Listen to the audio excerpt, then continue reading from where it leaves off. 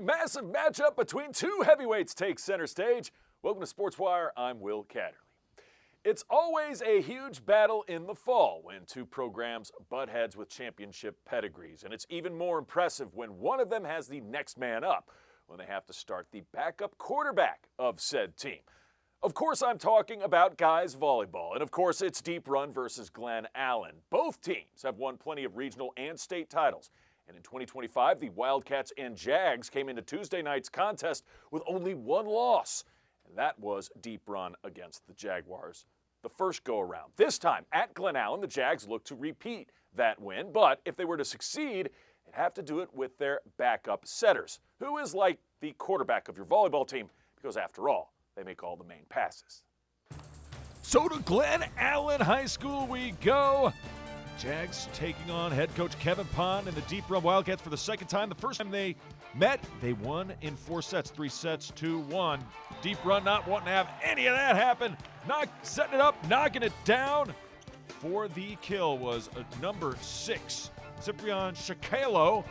And then later, still in the same set, up 4-2, make it 5-2. He knocks it down, number 2, Karthik Redigan. Middle blocker with the point. All Wildcats in this opening set, still in the first. Glen Allen on the serve. Great kill attempt there, but an even better get. But that is an excellent dig on the other side by the Wildcats. A lot of skill on display. Glen Allen, though, gets a point. 10 with the block, and then Wildcats come right back. In your living room, that dog will hunt. Point, Deep Run, 25-17. Dylan Reither with the kill. We go to the second set. All coming up. Jake Anaskanic, the senior outside hitter, doing Yemen's-like work. He came up aces with that ace. Later tied at 5. The block party is on for the Wildcats, though. Saham actually make that. Number 2, Redigari with the point. 6-5 at this point. Nice pass. Speaking of passes, and Glen Allen going to corral it. Knocks that one down from the outside. And it is number 1, Bond. William Bond. And Jake Anaskanic on the serve. Check this highlight out. Okay, so he gets a serve. Then he gets a massive dig. All in one highlight. Now he's going to get the kill. The serve, the dig, the kill, the point. Jags. And they get the set point, 25-18. We go to the third. We're tied at 1. Time for the Wildcats to come back. They get the point right there. Setting it up, slamming it down. Glen Allen trying to answer. Deep Run, hit them where they ain't. Finding the hole in the zone. Number 22 had a great match for the Wildcats. Point, Deep Run.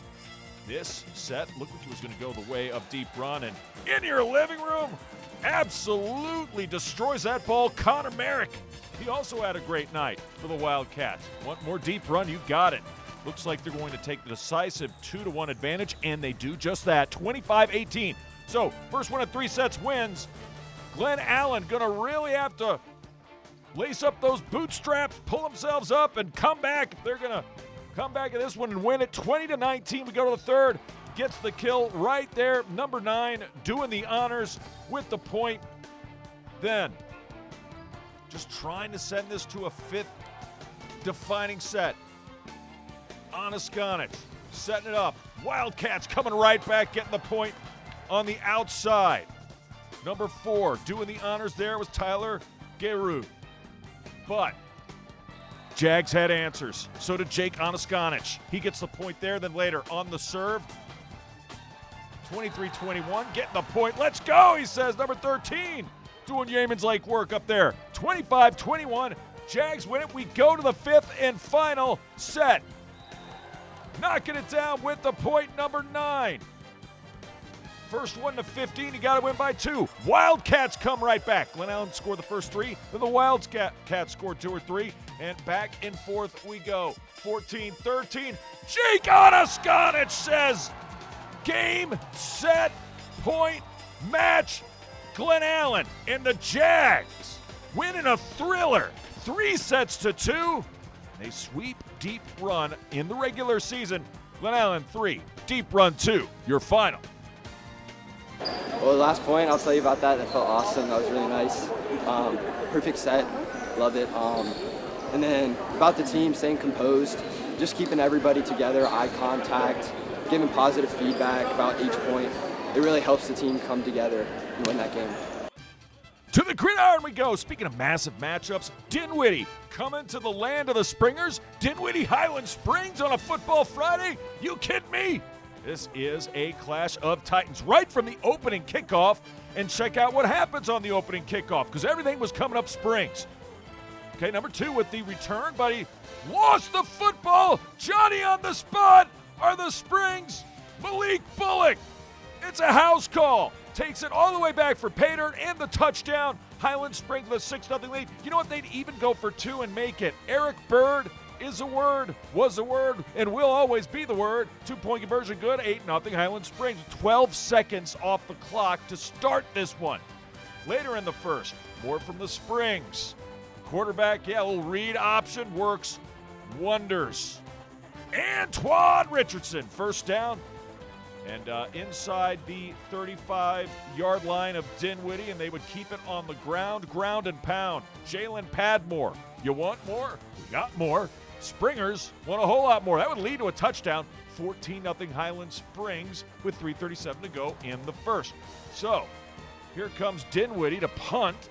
Special teams was especially interesting. Here comes a big return for Highland Springs. I said you want more Padmore? Here he is. Jalen Padmore has more. Inside the Generals' 20-yard line, but it would lead to this. Turnovers really change football games. And Bird loses it on that one. And Johnny on the spot are the Generals. Dinwiddie in danger of falling down 3 scores. Huge change of momentum there, because it would lead to this. The deep bomb, and oh my goodness, number 11 with the catch. Dinwiddie in business. Nylon Mason. However, second quarter, continuing the drive, the touchdown plunge. 14-7, Generals just down a tutty. Still in the second, more from the Generals. Number 1 on cruise control, finds his receiver. It was Zion Basso to Kayvon Wiggins, and Wiggins takes it the distance. And what looked like could be a 21-0 game, we're suddenly deadlocked at 14 with 6:53 to go in the second. It would stay tied at 14 until Antoine Richardson going to pull his best Russell Wilson for my New York Giants. Touchdown! 41 yards! Jalen Padmore, he's got more! Springers back on top, 21-14, 1:28 to go till the half. That would be the score at the break. We go to the third quarter, switching sides now. Now, it's Zion's turn to bomb it deep. Double coverage and a flag. Wiggins. Basso to Wiggins was the matchup there. Still down 21-14. Tick, tick, tick. Touchdown. Dinwiddie with just seconds to go in the ball game. Made it 21-21. This game's going to overtime. In overtime. Dinwiddie gets it first, and they smash mouth Wiggins in there for the touchdown. 28-21. Highland Springs gets a chance as well. Last chance, fourth down. Pass to the end zone, knocked away, and Dinwiddie, once down 14, come all the way back to upset Highland Springs. At Highland Springs, Springers fall to Dinwiddie in a classic. 28-21, your final. We have more from the gridiron when we return. Godwin goes on the road to battle it out with Atlee in a game that went down to the wire. And speaking of the Eagles, Godwin field hockey tries to remain unbeaten when they travel to rival Freeman. That's next. Todd's a great guy. I mean, look at him. What a sweetheart. Attaboy. Wait, Todd, what are you doing?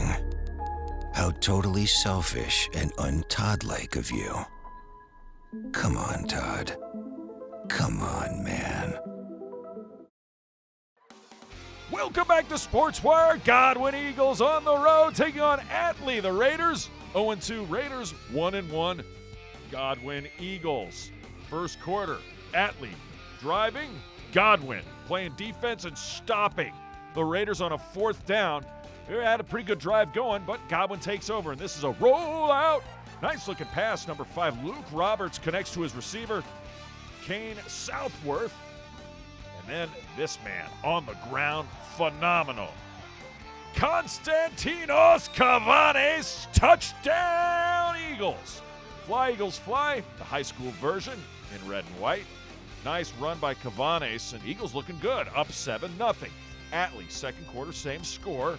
They got things going with a little bit of the read option, which Godwin had trouble with in the first half at least. Nyon Mason, the senior, with the run, and then he's going to throw it out to his tight end for the touchdown. Atlee comes back, and all of a sudden it's 7-6. PAT would be no good.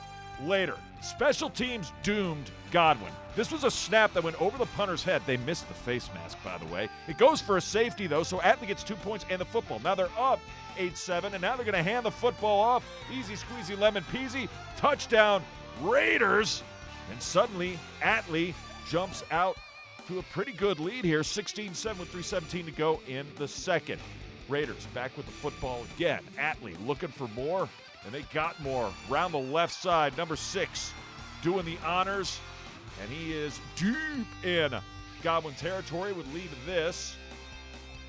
The pass roll out, deep as intercepted in the end zone. So Raiders were looking for more points before the half. Instead, Godwin just down 9. That would be huge because of this. It's a fumble. First drive of the third quarter. Number 18, rumbling, bumbling, stumbling, but he's not the one fumbling. Hayden Reason gives Godwin reasons to get back in this game and celebrate. So the big fumble recovery sets up the Eagles deep in Atlee territory, and it would lead to this. Roberts calling his own number.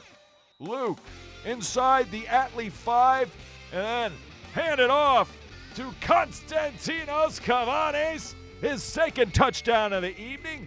All of a sudden, Godwin just down 2, 16-14, and they'd get the football back when they would. Konstantino Cavanes, a good run. Atlee's defense would stiffen, but it would set up Godwin for this field goal. It would give them a lead, except it's blocked.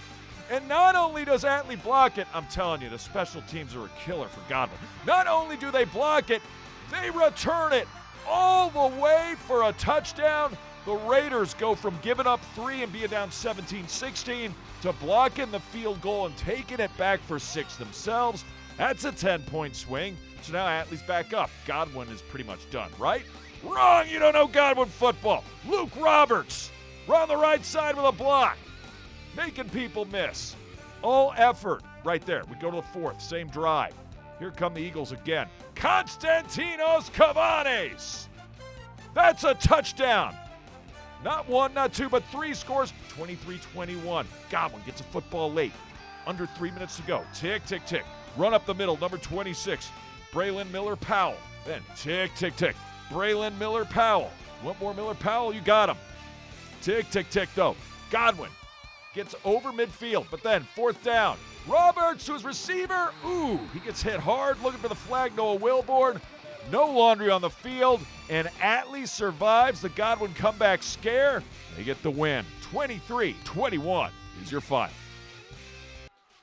Let's head on over to 3 Chopped Road. Freeman playing host to Hanover. If you like defensive gems, this was a defensive ball game. First quarter highlights. Didn't look that way early. Freeman hooking up with a big-time pass. Caleb Fisher on the receiving end from the quarterback, George Davis. That was good for a first down. Later, Davis with a chance. Oh, my goodness, to Caleb Fisher. Freeman had their opportunities, could not get it done. 0-0. Yeah, that's the highlights for the first half. Always packing the stands are the Freeman faithful, for sure. Still 0-0. How about a screen pass third quarter? Yeah, that works. That's good for a first down. Hooking up with Drew Nunnally, the tight end. Sets it up for this field goal. It is up, and it is wide to the left. No good. So it's still 0-0. And Hanover takes back over on offense. Finally, Hanover looking to get something going. Freeman's defense was stout, though. They didn't allow much. Caden Hughes on the receiving end there. But Hanover eventually, through a war of attrition, would get something going, right? Around the right side goes a quarterback. The slippery number 7 gets out of bounds inside the 25. That's good for a first down. Then, the lead of this. Little misdirection play. Roll out, run. Good for another first down. Caden Hughes on the carry there. The lead of this. How about old school football? This is your grandfather's football here. A little option. And it goes good for 6. Hanover finds the end zone. They find Pater number 1. Jason Parker, 7-0 Hanover, 27 seconds to go in the third. We go to the fourth, same score. Going deep, got a man. Freeman inside the 5, down to the 1-yard line. George Davis hooking up with number 11, Alexander Kingsbury, 1 yard away from tying it.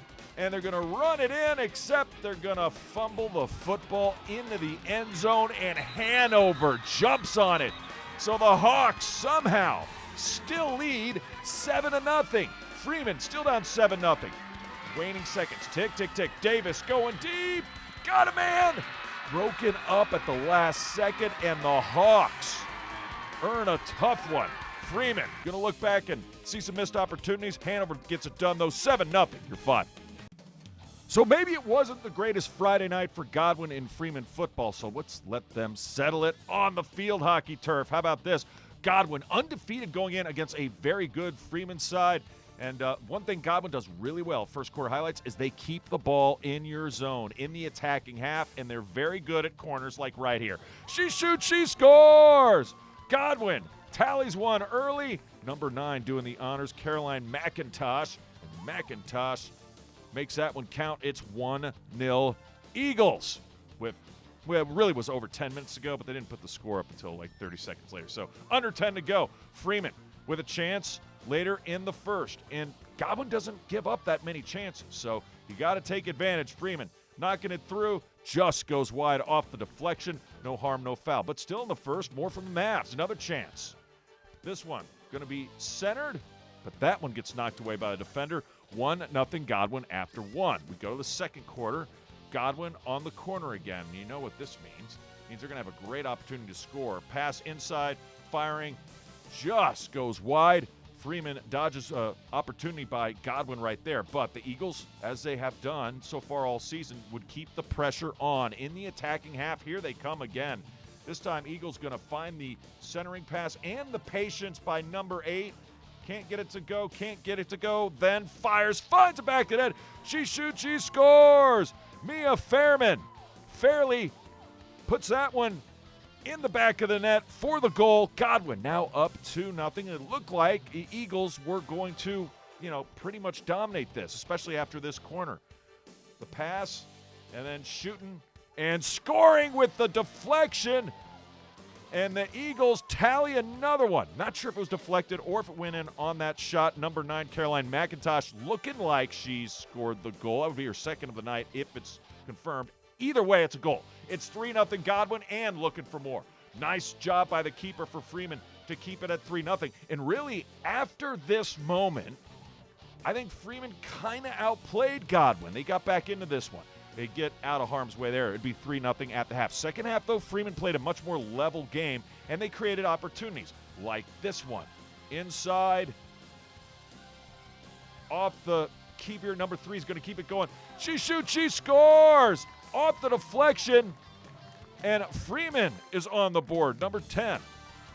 That was Evelyn Vest doing the honors, the senior. So, just down by 2, but closing moments. Godwin going to add another one off the corner. She shoots, she scores, and Godwin keeps their perfect record intact against their greatest rival. That goal made it 4-1, and they would run out the clock from there. Both these teams probably have a pretty bright future, especially the Eagles. They win it 4-1, your final. Well, it's back to guys volleyball when we come back. It's an East End battle at the Henrico Sports Complex as Henrico faces off with Varina. Plus, Tucker hits the road to meet up with Mechanicsville on the gridiron. That and more, straight ahead. SportsWire is your source for weekly coverage of the games and teams throughout Henrico County.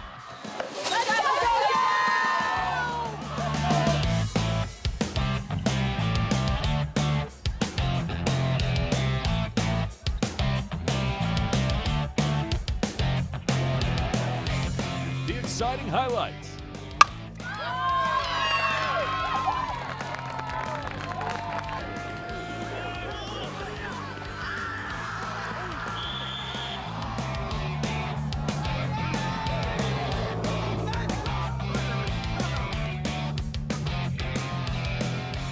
magic moments.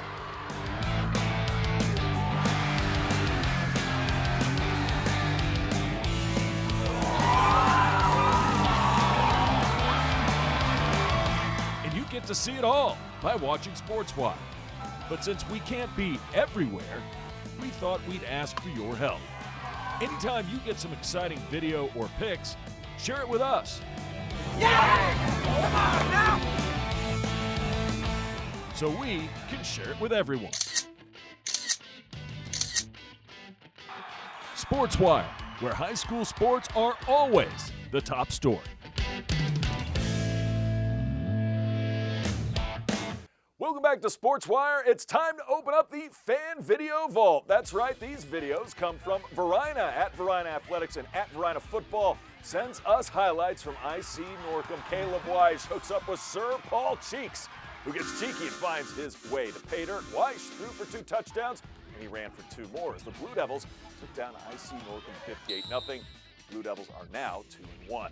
Staying with Varina, shout out again at Varina Athletics and at Varina Girls Flag Football. The Varina Snap Queens win their first game of the season, shutting out Richmond School of the Arts 31-0. And last but not least, at DR Athletics and at DR Sport News. Fans, we're jumping as Wildcat football beat Atlee in week 2.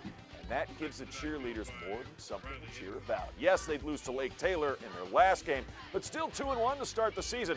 Keep them coming, guys, and maybe your videos and pics can make the cut for the Fans Video Vault. Back to guys volleyball. I picked some good ones for SportsWire this week. It's Varina. It's Henrico. The rivalry continues, and it's at the Henrico Sports and Events Center. Early on, Varina in the front court, Henrico in the far court. Blue Devils look good early. They get the kill right there. Point. Blue Devils. Varina on the serve. Henrico looking for answers. And a nice looking hit right there. Number 13 with the kill.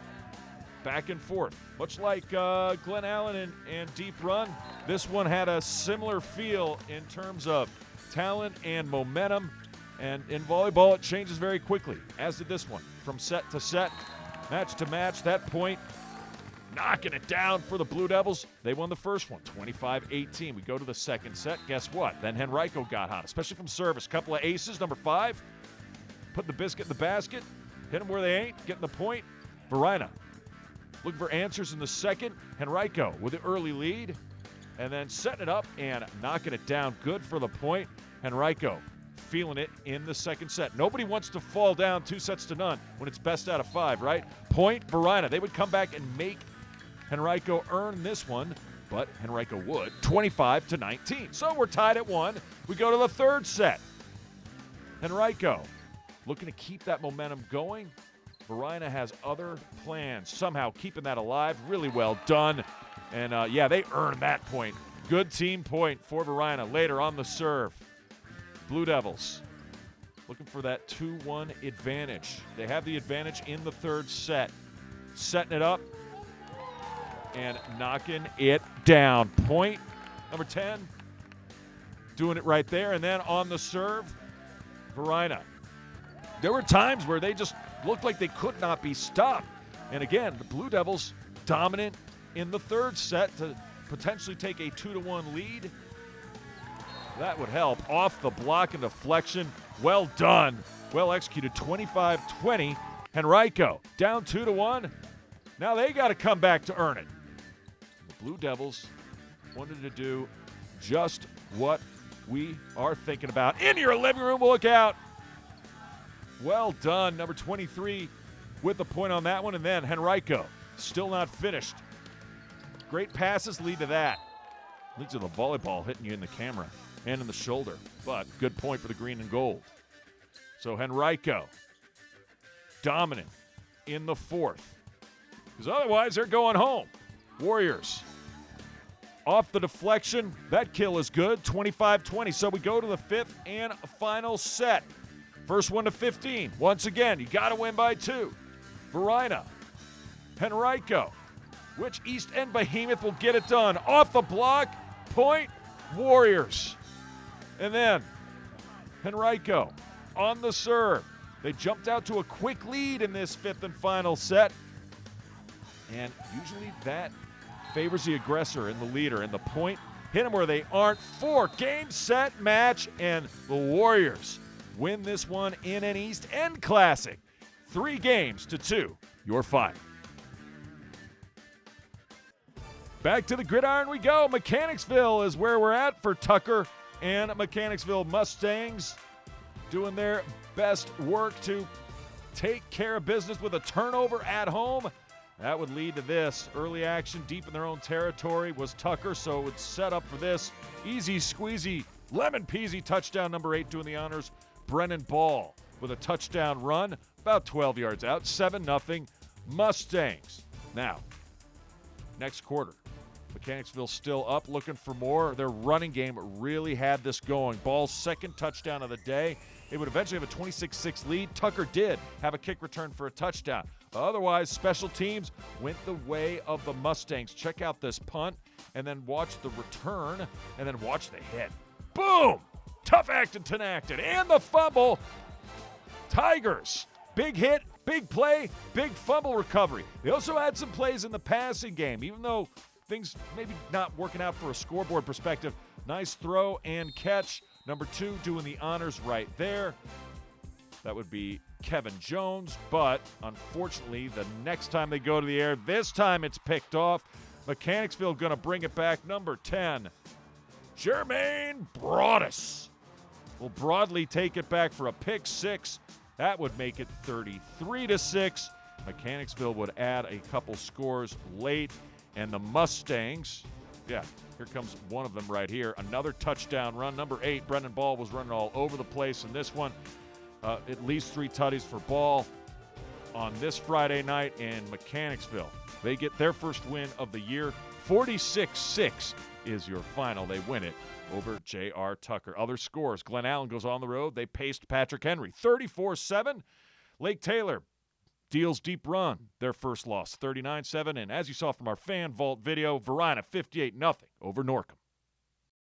Remember, if you have questions or comments about the show, just send me an email to this address, sportswire@henrico.k12.va.us.